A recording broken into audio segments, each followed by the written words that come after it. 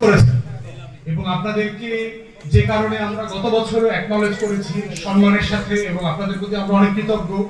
যখন আমাদের news cover করতে কেউ আসতো না, কোনো মূলধারার গণমাধ্যম আসতো না, গোয়েন্দা সংস্থাগুলোর ডিজিএফআই এর প্রেসক্রিপশন ছিল মূলধারার টেলিভিশনগুলোতে কোথায় যাওয়া যাবে কোথায় যাওয়া যাবে না, ঠিক সেই সময়তে আমাদের চিৎকার চেঁচামেচিগুলো আপনারা কভার করেছেন, সামাজিক যোগাযোগের মাধ্যমে ইউটিউবে আপনারা ছড়িয়ে দিয়েছেন এবং আমাদের সাথে দেশের কোটি কোটি জনগণের যে যোগসূত্র তৈরি করেছেন, এটা ঐতিহাসিক।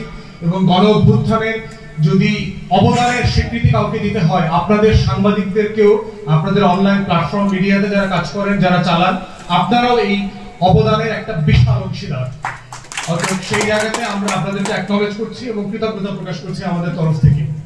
দেশের ব্যাপারে আমাদের সংক্ষিপ্ত বক্তব্য হচ্ছে যে বাংলাদেশ 2-এ একটা নতুন রাজনীতি তৈরি হয়ে গেছে।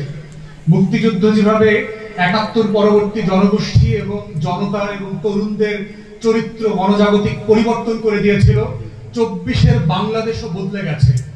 যেই ৬৫% জনগোষ্ঠীর বয়স ৩৫-এর নিচে, এই জনগোষ্ঠীরা ভাগ্য তৈরি করবেন আগামী দেশের বাংলাদেশ ২ বলতে কি বোঝানো হবে, দায় ও দরদের রাজনীতি মানেটা কি, বাংলাদেশে কি আমরা আবার গুমের রাজনীতিতে ফিরে যাব?